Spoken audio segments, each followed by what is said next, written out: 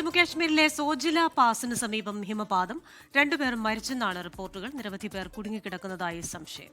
PR Aravind ഉണ്ട് ഡൽഹിയിൽ നിന്ന്. അരവിന്ദ്, ഈ മരിച്ചവർ ടൂറിസ്റ്റുകളാണോ അതെയോ അവിടെയുള്ള ആളുകൾ തന്നെയാണോ എന്നുള്ള വിവരങ്ങൾ എന്തെങ്കിലും ലഭ്യമായിട്ടുണ്ടോ? രക്ഷാപ്രവർത്തനം എങ്ങനെയാണ് പുരോഗമിക്കുന്നത്?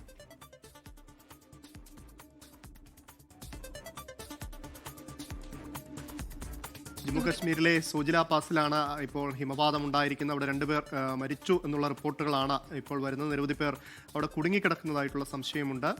PR അരവിന്ദ് ഉണ്ട് ഡൽഹിയിൽ നിന്നും. അരവിന്ദ്, ഈ മരിച്ചവർ ടൂറിസ്റ്റുകളാണോ അതെയോ അവിടെയുള്ള ആളുകൾ തന്നെയാണോ?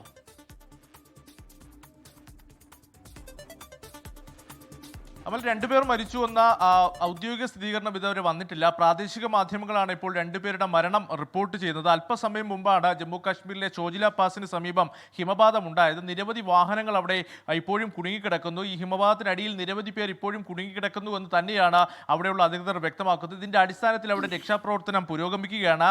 സംസ്ഥാന ദുരന്ത നിവാരണ സേനയുടെയും അതുപോലെ തന്നെ BROയുടെയും ഇവരുടെ നേതൃത്വത്തിലാണ് ഇപ്പോൾ ഈ രക്ഷാപ്രവർത്തനം പുരോഗമിച്ചുകൊണ്ടിരിക്കുന്നത്. എന്തായാലും കാർഗിലിൽ നിന്ന് ശ്രീനഗറിലേക്ക് പോയവരാണ് ഇപ്പോൾ അപകടത്തിൽപ്പെട്ടത്. പെട്ടെന്ന് തന്നെ അപ്രതീക്ഷിതമായ ഒരു ഹിമപാതം ആ റോഡിലേക്ക് ഉണ്ടാവുകയായിരുന്നു. റോഡ് പൂർണ്ണമായും തടസ്സപ്പെട്ട ഒരു സാഹചര്യമുണ്ട്. അതുകൊണ്ട് തന്നെ രക്ഷാപ്രവർത്തനത്തിന് കൂടുതൽ പേർക്ക് അങ്ങേക്ക് എത്തുവാൻ ഇതുവരെ സാധിച്ചിട്ടില്ല. സൈന്യമടക്കം രക്ഷാപ്രവർത്തനത്തിൽ എത്തുന്നു എന്നതാണ് ഇപ്പോൾ നമുക്ക് ലഭിക്കുന്ന റിപ്പോർട്ട്. എന്തായാലും രണ്ടുപേരുടെ മരണം ഇപ്പോൾ പ്രാദേശിക മാധ്യമങ്ങൾ റിപ്പോർട്ട് ചെയ്തിട്ടുണ്ട്. കൂടുതൽ പേർ ഈ ഹിമപാതത്തിനെ തുടർന്ന് അവിടെ കുടുങ്ങിക്കിടക്കുന്നു എന്നതാണ് മനസ്സിലാവുന്നത്. ദൃശ്യങ്ങളിൽ പരിശോധിക്കുമ്പോൾ നിരവധി വാഹനങ്ങൾ ഹിമപാതത്തിനടിയിലായിട്ടുണ്ട്.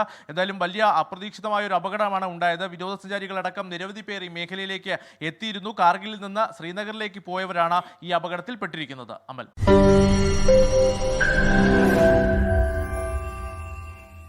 ലോകത്തെവിടെയായാലും ഏത് സമയത്തും 24 വാർത്തകളും ഓഗ്മെന്റഡ് റിയാലിറ്റി പാക്കേജുകളും എക്സ്പ്ലെയിനറുകളും വിശദമായി കാണാൻ ഞങ്ങളുടെ YouTube ചാനൽ നിങ്ങൾക്ക് സബ്സ്ക്രൈബ് ചെയ്യാം.